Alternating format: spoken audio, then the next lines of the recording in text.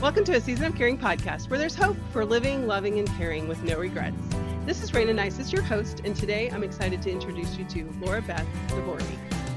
Laura Beth is a therapist who specializes in working with caregivers and families who are touched by all forms of special needs.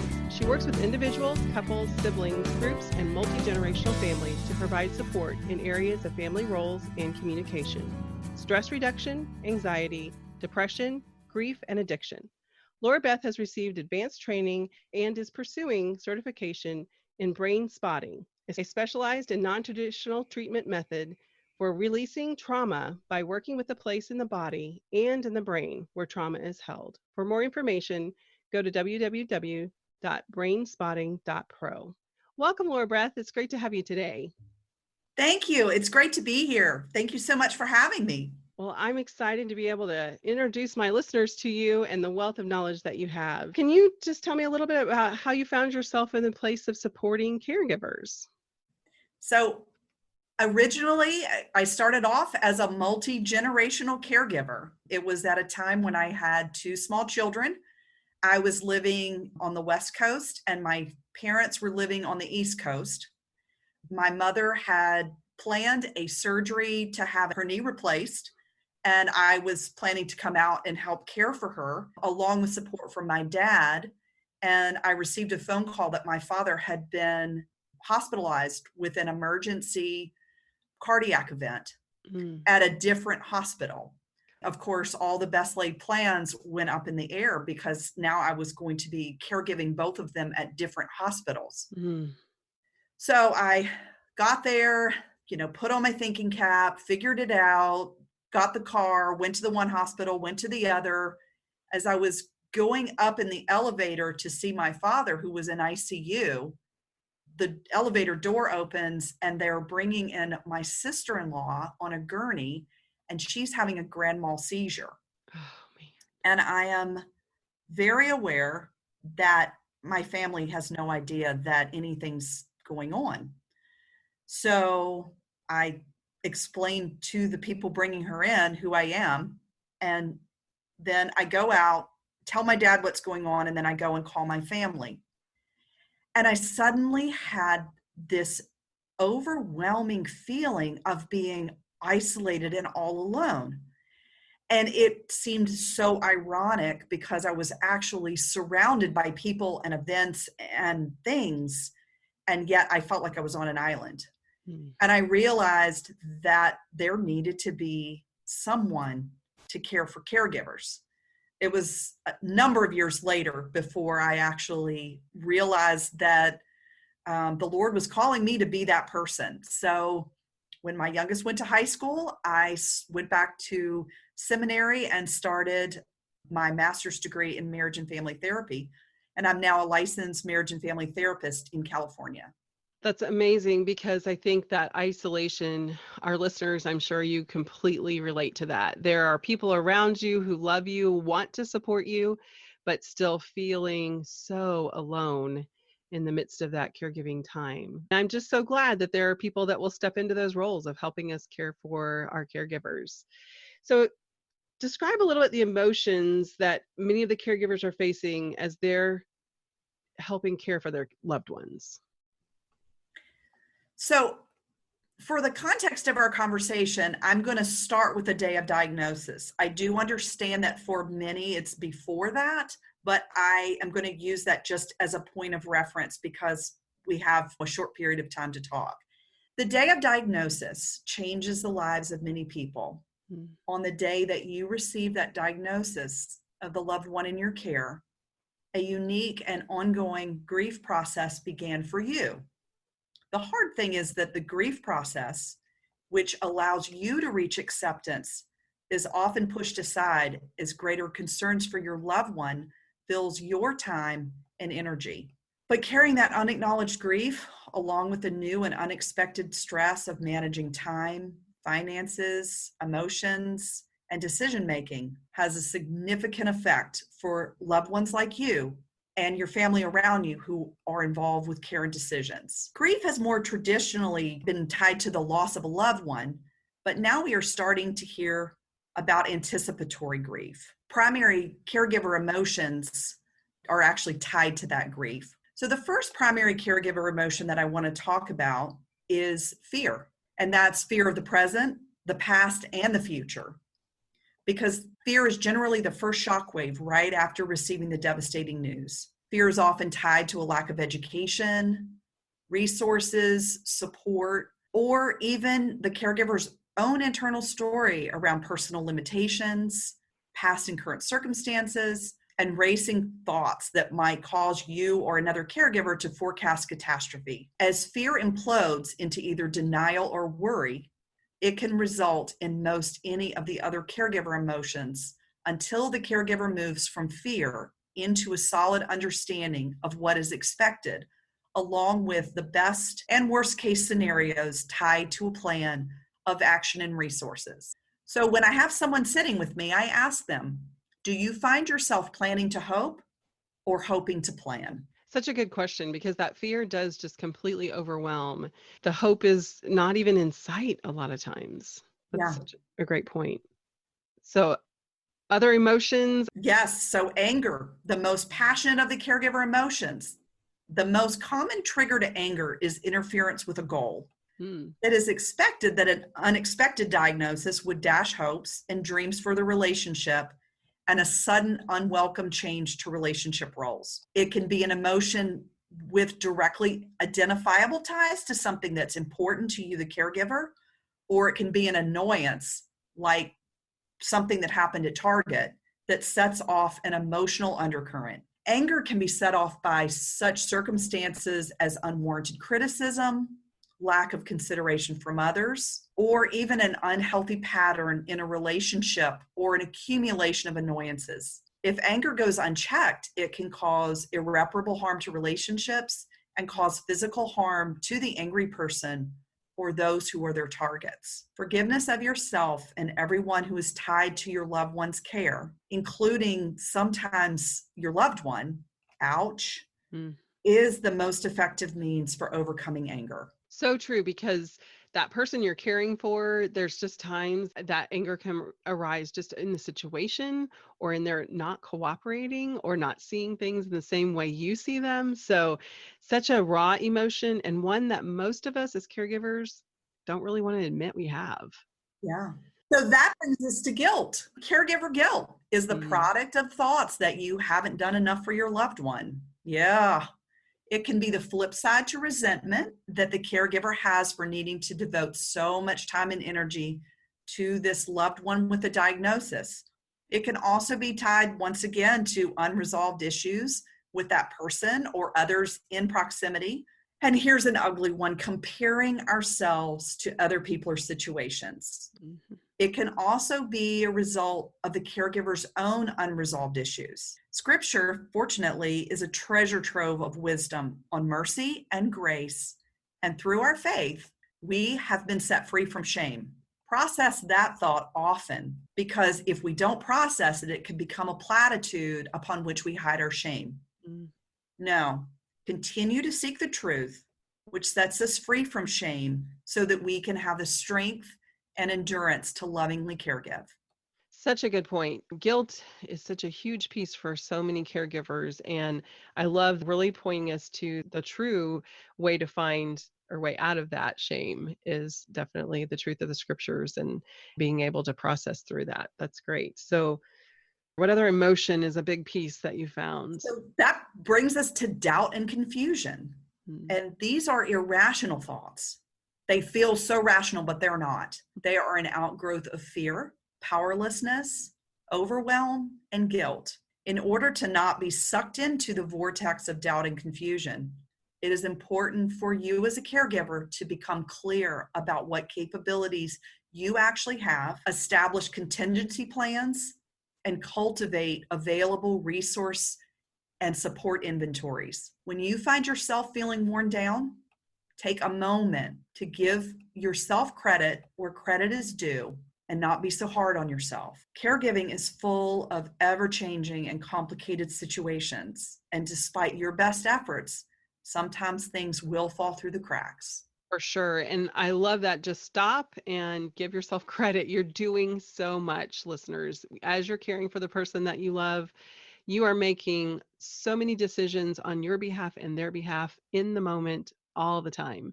So you're doing a good job, even though you don't see it and it doesn't feel that way sometimes. So sometimes we start to bargain. We attempt to bargain as a tool to move past the control of anger. The reality is that unhealthy bargaining is little more than false hope, and it serves as a temporary salve put into place, but it avoids a healthy grieving process. In a healthy stage of bargaining, we as caregivers seek to find meaning in the suffering and loss through reaching out to others and telling their story.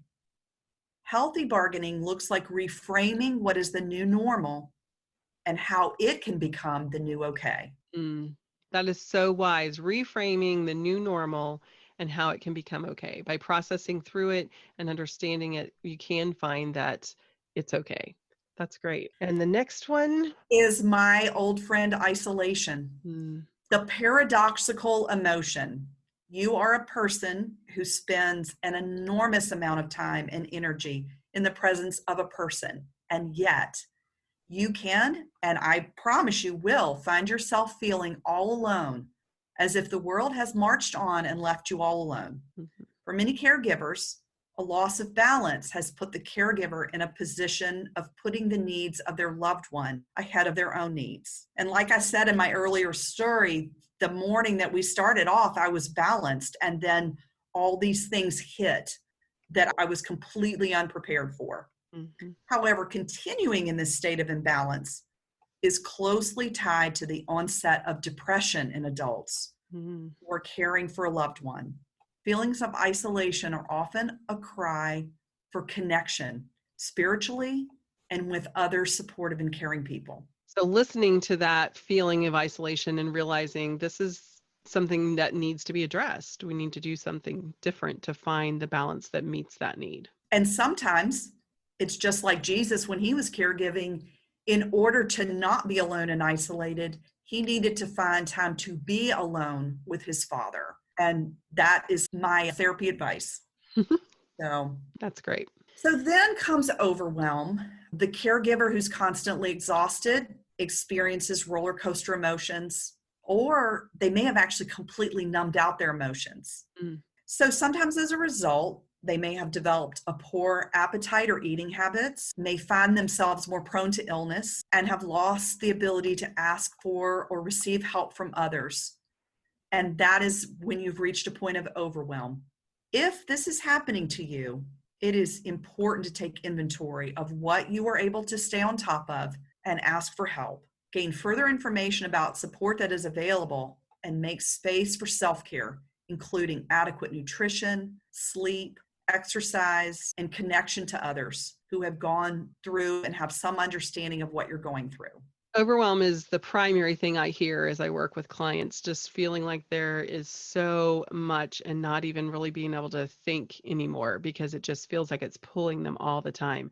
Such great advice. Self-care is one of those things that we preach over and over and over again, and it's a tough thing to find sometimes, but so important to be looking for it and know how important it is. And at the end, I've got some tips on how you can do healthcare quickly and efficiently. So if we stay in overwhelm too long, we can end up in despair, which is an early warning sign that you as a caregiver have reached the point of burnout. For some, it's feelings that hit them either late at night with waves of overwhelm that disrupt sleep, or at quiet moments during the day. There's a sense of panic. I've heard it described as sudden waves of pain or of fear and overwhelm. These are feelings that can emotionally broadside you in these quiet and alone times. In the absence of healthy and support, some people begin to feel actually guilty for feeling despair. It becomes closely tied to doubt and confusion. And this is a time when gaining support from a trusted and empathetic person, such as Raina or me, can help the caregiver to avoid going into a deeper depression. This is the time to enlist the help of a coach or a mental health professional. When we get to that point of despair, definitely find the help that you need at that point.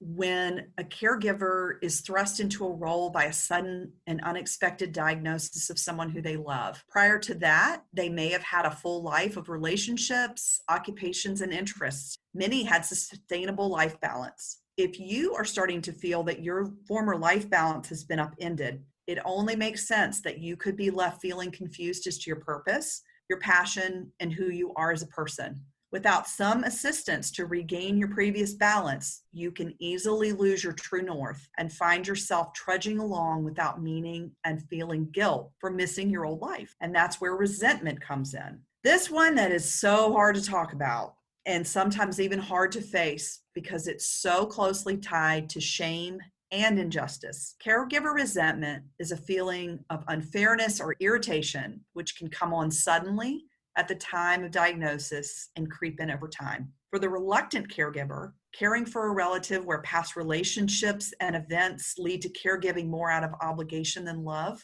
there is a clear path to resentment. If the caregiver is alone in their role, resentment will often build up against those who are not taking on their piece of the load. For many, however, there's just a general sense of resentment towards the overall situation. While many caregivers try to stuff these feelings rather than acknowledge them to themselves or support of others, this is a mistake. The failure to process this resentment can lead to conflict, mental and medical stress-related illness, addictive behaviors, poor sleep, and overwhelm. A good process provides a safe and appropriate forum for you as a caregiver to acknowledge and process feelings of resentment. I see that as I support people in caregiving roles, that resentment, like you said, it creeps in. Sometimes in the beginning, it's obvious because you're suddenly having to give up a lot of things. But the longer the caregiving season goes, the more I can see that resentment creeping in. So good to see that really understanding it's a normal feeling. It's typical to be feeling this way as life has changed so much. But again, finding a way to process through those feelings, get the support that you need, so important. And then if I had to vote, I would vote denial as the most dangerous of caregiver emotions, and here's why. If those who love the person don't acknowledge the elephant in the room, it just makes sense that the elephant can do no harm. This is not only false, but it can result in misdiagnosis, failure to gain needed care, and the permanent destruction of formerly loving relationships. Healthcare issues are difficult, complex, and divisive. Many families prefer not to discuss such topics because they tend to create conflict and strife. Unfortunately, delaying the inevitable increases the possibility that something will go wrong that could have been prevented and dramatically reduce the options and possibilities of a good outcome. So much in that, really understanding how that needs to be addressed. All of these emotions are happening and we can't pretend like they aren't. Important to look at that. And I think grief has always been something we think of once we lose the person that we're caring for. But that anticipatory grief, that understanding that it's actually in process from the very beginning. So the grieving process, why is that so important for our listeners to understand? So from the moment that you receive that diagnosis, a cycle of loss begins. From that moment, nothing will ever quite be the same. In addition to the loss that has already occurred, there is a loss unique to illness called anticipatory loss, which is the loss of hope due to the ramifications of that diagnosis.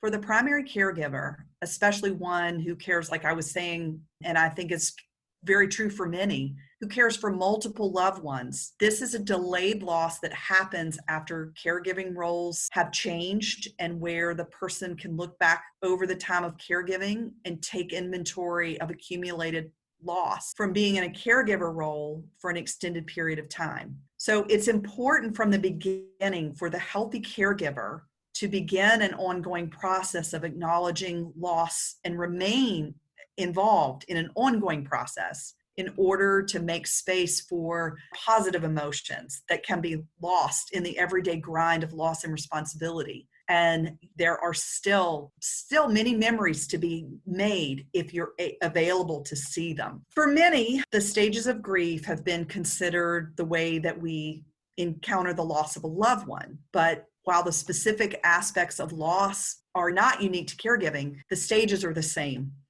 For the caregiver, the denial stage is filled with similar questions about why this has happened, but an added question for the caregiver is more tied to their fitness to be a caregiver. Anger is tied to questions of why and the injustice of the situation. and can be directed at social workers, those people around the caregiver, well-intentioned things that people say. And I mean by this, like platitudes and unsolicited advice, and undirected anger at the frustrating aspects of a day. Bargaining is tied to the self-doubt, overwhelm, and exhaustion. As the caregiver reaches the threshold of what they can endure, bargaining becomes a hopeless plea for relief. Depression in the grieving process is not the same as clinical depression. It's actually a necessary stage, which, if processed through, will allow you to take inventory and to gain resilience. It is a movement toward acceptance, which is the realization that a new okay is attainable, and the caregiver can look at things around them in the present and make realistic inventories of what is possible and where resources are available. These stages of grief come and go in waves, especially since the losses are ongoing, anticipatory, and delayed. Grieving is a gift from God.